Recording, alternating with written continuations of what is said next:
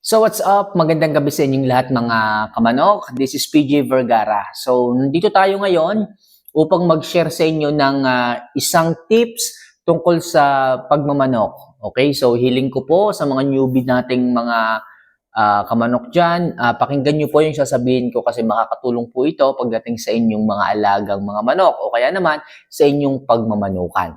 Okay? So may nagtanong po kasi dito sa atin, ano daw po ang mas magandang ibigay na pagkain sa ating mga manok? It's either dry feeding or wet feeding.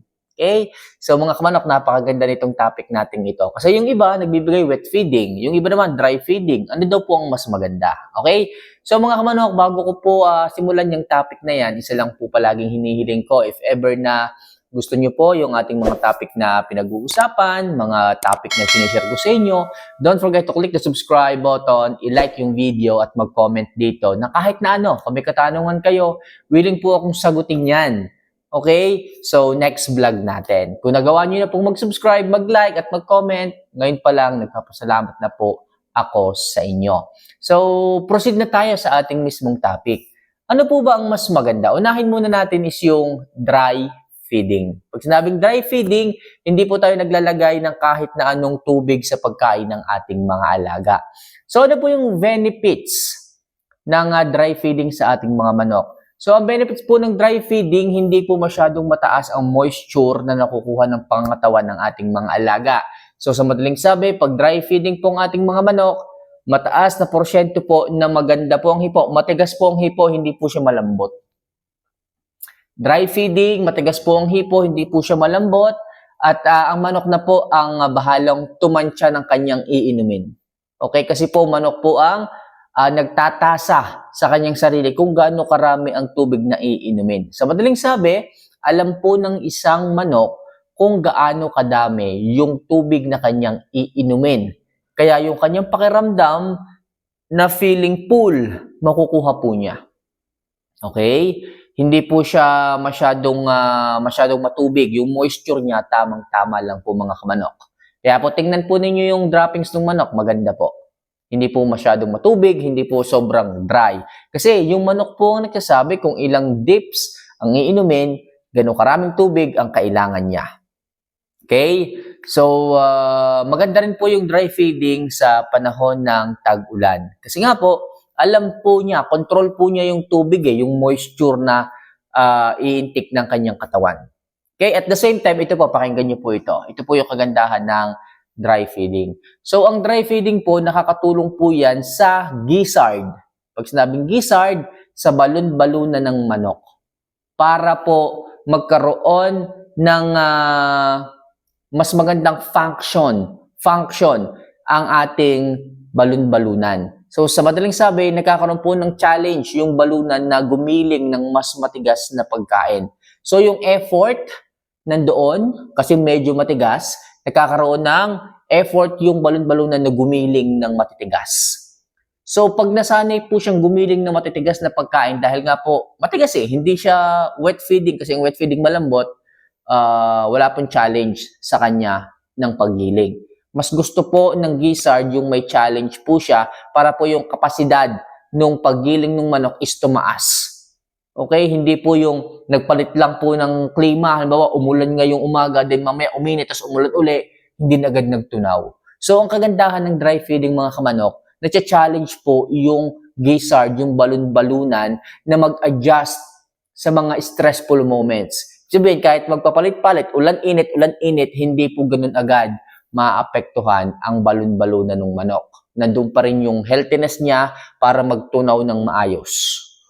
Okay? So, yun po yung kagandahan ng dry feeding. Kahit po magpapalit-palit ang panahon, kahit sa mga sa stressful weathers, wala pong magiging problema. Kasi nga po, na-challenge po na-challenge yung gizzard na gumiling ng matitigas. Okay, kaya po kahit stressful ang moments, walang problema ang ating mga manok. So yun po ang kagandahan ng dry feeding. Okay, proceed naman tayo sa wet feeding. Ang wet feeding naman po mga kamanok, maganda siyang magbigay ng moisture sa katawan ng ating mga alaga. Mapapansin nyo yung mga manok, mga baby stags, mga pullets na naka-wet feeding, ang bibigat ng hipo, ang bibigat ng katawan. Kasi matubig eh, malalambot ang hipo. Tingnan niyo po yung droppings, basag, matubig. Dahil po, doon pa lang sa pagkain na inyong ibinibigay sa kanila, ano po, wet feeding na, mataas na po yung moisture. Yung manok, no choice kundi kainin, i-absorb lahat ng moisture na nandun sa feeding cup. Kaya po, lumalambot yung hipo, tumitimbang yung manok, bumibigat, dahil po yun sa tubig. Yan po ang number 1 na contributor ng moisture kung bakit mabigat ang mga alaga ninyo dahil po sa moisture na yan mga kamanok. Okay, dahil sa moisture, sa pellets na ibinibigay po ninyo. Lalo kung basa ang pellets, mataas po, matimbang ang manok, mabigat ang manok dahil po yan sa tubig na inyong ibinibigay. Ito po, pakinggan niyo po ito. Pag po wet feeding ang inyong ibinibigay sa inyong mga alaga, hindi naman po na-challenge ang gizzard o balon-balunan na gumiling. Koonting palit ng klima. Ngayon mainit, mamaya-maya umulan, tingnan nyo yung mga manok na nagwe-wet feeding, hindi po agad nagtutunaw. Bakit po? Stress po agad ang kanilang gizzard. Titigil po agad ng pagtutunaw ang kanilang gizzard dahil nga po sa stressful weather na nangyari. Okay? Kasi ang lambot eh. Wala na pong time na gilingin pa. Anong gigilingin mo? Giling na, malambot na. O kaya naman gumiling man si gizzard, hindi na ganoon ka effort.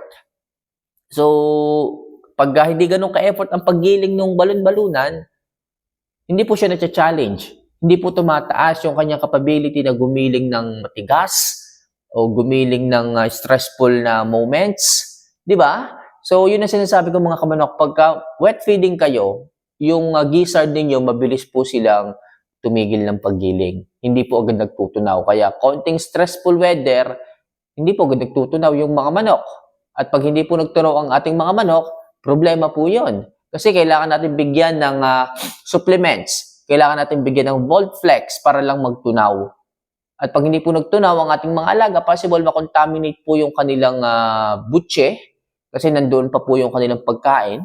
At ilang araw po yan bago po yan matunawan. Okay, sana kung natutunawan, pakonti-konti, paano kung hindi?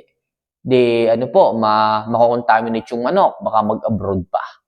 Kaya napakahalaga, mag-change na lang po kayo sa dry feeding para po yung inyong mga alaga ay maganda kung tumunaw, maganda kung mag-digest, healthy, hindi po agad ganun na i-stress. Yun po mga kamanok ang suggest ko sa inyo. Dry feeding is the key. And make sure, pag nagda-dry feeding kayo, open source yung ating water, yung ating fresh water. Pag naman sa tubig mga kamanok, huwag nyo namang hayaan na kung ano yung ibinigay ninyo nung umaga, kinabukasan na ng umaga ulit papalitan. Dahil sa gabi po mga kamanok, possible pwede po yung lubluban ng mga palaka sa gabi.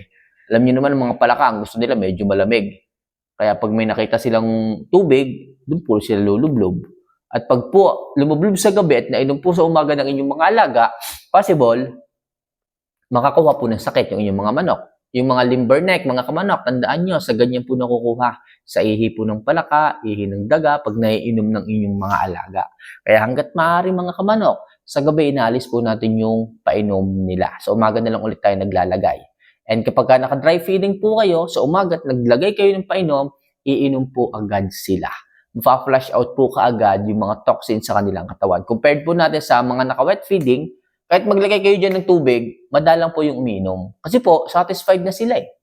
May moisture na po sila eh. Okay, sana kung sakto yung moisture, kapag naka-wet feeding, paano kung over-moisture? Diba? Hindi niyo po maaayos yung kanilang mga droppings. Kailangan niyo pa palagi mag-adjust.